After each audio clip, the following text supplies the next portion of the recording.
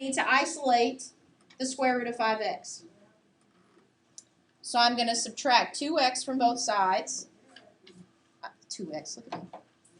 Sorry. I'm going to subtract 5x from both sides.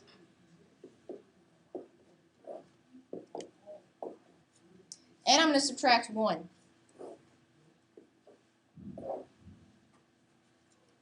So I have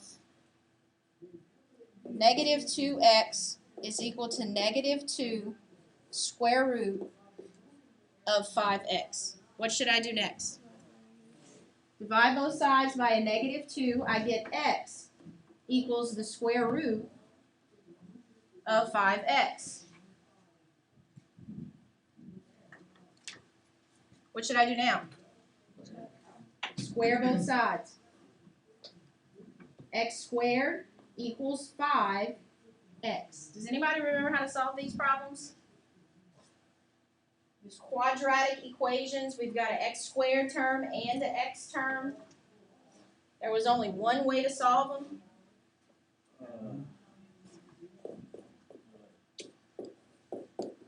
Set it equal to 0 and factor. Y'all remember? You should. Set the whole thing equal to 0 and factor. How can I factor x squared minus 5x? Is it a trinomial? No. Is it the difference of two perfect squares? No. Does it have a greatest common factor? Yes.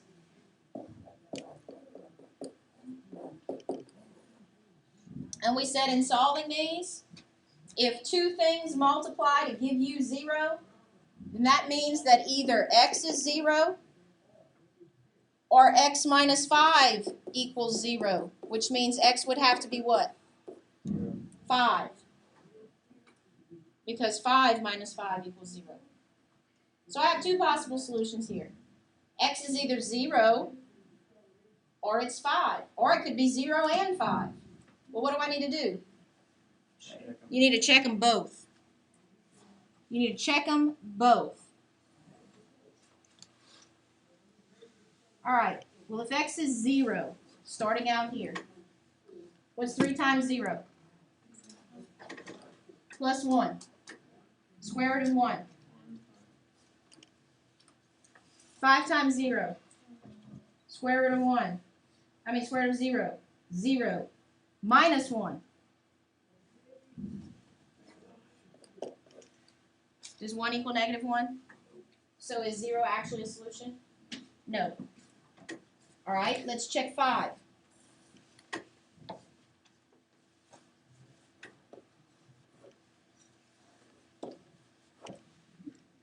Three times 5 is 15, plus 1 is 16, and the square root of 16 is 4.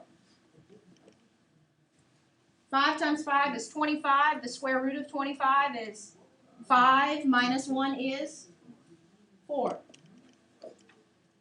So even though we had two possible solutions, only one of them actually works. Okay? So by checking, we learned that this is actually not an option. The only solution is x equals 5. Yes? You had x squared equals 5x. Couldn't have you just divided x out of the right side and then divide x into x squared and get x equals 5? Yes, but if we wouldn't have checked out everything, if this would have checked, this was also a possibility. The real way that we solve quadratic equations is by setting the whole thing equal to 0, because there is an extra option here. It's just that when we plugged it back in with all the square roots, it didn't work. Okay? All right, and then finally, what if the equation contains fractional exponents instead of radicals? What do you think? What's the difference between fractional exponents and radicals?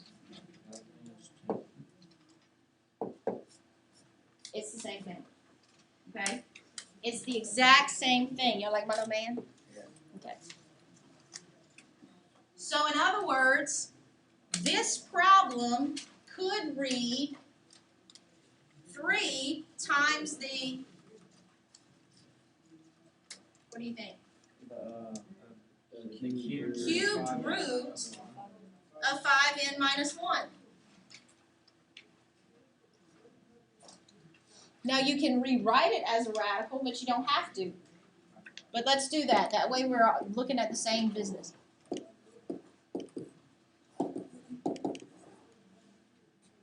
Well, what do we need to do? Isolate the radical. Don't cube yet. We need to isolate the radical. First, we're going to add 2 to both sides. Then we're going to divide by 3. So on this side, I get 2/3. On this side, I have the cubed root of 5n minus 1. Cube both sides. Very good. Well, on the left, I simply have 5n minus 1. What do you get when you cube 2/3? 8 over 27. Uh-oh, now I have a fraction in my equation. Now I can work with the fraction, or I taught you all a shortcut at the beginning of the year. Said if you don't like fractions, you can actually get rid of them in an equation by doing what? Multiplying each term by, Thomas, you know, multiply each term by a, Thomas, you don't know? Woo. Jesus is coming back. Multiply every term by a common denominator. Okay? Well, the only denominator in this is 27. So if I multiply every term by 27,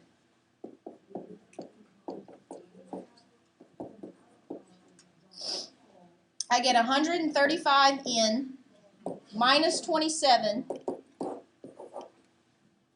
equals 8. What? That's okay. Oh, please, come on now. Add 27 to both sides.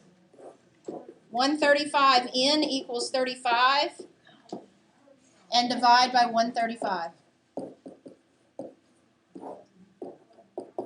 Now, 35 and 135 both end in 5, so they can at least be reduced by 5, which would give me 7 over 27.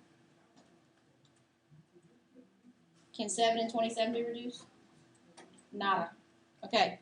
So your answer there was 7 over 27, and you'd have to go back and check. But time is running out. So here is your homework assignment.